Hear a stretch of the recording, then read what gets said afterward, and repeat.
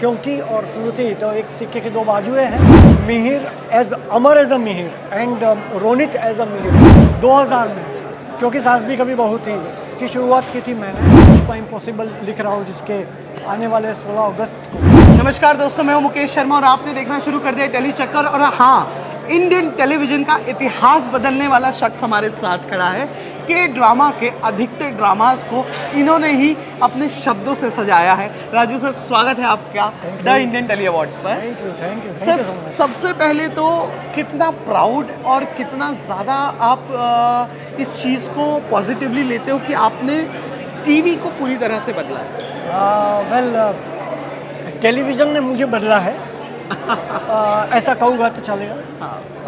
काफ़ी अरसे से, करीबन 25 साल से मैं टेलीविज़न के साथ एसोसिएटेड हूँ। And my luck is that के 2000 में क्योंकि सास भी कभी बहू थी की शुरुआत की थी मैंने लिखने को। और आज 25 साल के बाद यानी कि 2025 में भी वही क्योंकि सास भी कभी बहू थी का सेकंड सीज़न आ रहा है और वो स्टोरी लिखने का सौभाग्य मेरे हाथों में ही है। So the circle has come again in front of me.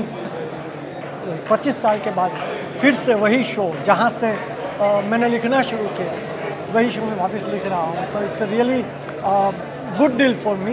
And अभी मैं पुष्पा इम्पॉसिबल लिख रहा हूँ जिसके आने वाले 16 अगस्त को 1000 एपिसोड्स कंप्लीट होने जा रहे हैं। So I'm thrilled, and today even I am nominated for Pushpa Impossible as a best story screenplay writer. या सर, अब क्योंकि सर हमारे साथ है तो ये पूछना तो बनता ही है कि सीजन 2 में क्या नया होगा सर। 25 साल हो गए हैं तो 25 साल पहले कुछ था, तो 25 साल पहले कहानी किस तरह से आगे जाएगी। आज का ज़माना बदल गया है। 25 साल पहले ज़माना कुछ और था। करेक्ट। अब 25 साल के बाद ज़माना कुछ और है, तो ज़माने के हिसाब से वो कहानी आपके सामने पेश की जाएगी। किरदार वही होंगे, कहानी नहीं। ओके सर, कई बार ऐसा होता है ना, जो हम लिखते हैं तो कोई अभिनेता अभिनेत्री उसके साथ जस्टिस कर रही है, वो डिलीवरी बहुत अच्छा दे रहे हैं डायलॉग का। तो स्मृति जी, आपके डायलॉग्स को कैसे, आप जब उन्हें देखते थे तो कैसा लगता था कि क्या परफॉर्म कर रही है क्या? नहीं, Smriti ji is a very veteran actress और आज भी उनका ऑरा उतना ही पावरफुल है, बल्कि मैं तो कहूँगा ज़्यादा है। और अगर क्योंकि और स्मृति तो एक सिक्के की दो बाजुएं हैं। उनके बिना शो मुमकिन ही नहीं है। So we all are now waiting eagerly कि स्मृति कौन सा जादू करेगी। सर, 2 मिहिर आए हुए थे, अमर भी थे और फिर रोनित भी आए हुए थे। किस मिहिर और कौन सा मिहिर आपका फेवरेट था और किस मिहिर ने आपके डायलॉग्स के साथ जस्टिस किया? मेरे हिसाब से दोनों एक्टर बहुत ही मंझे हुए और मजबूत थे। और दोनों ने अपने अपने हिस्से को बहुत अच्छी तरह से निभाया है, उनको पेश किया था।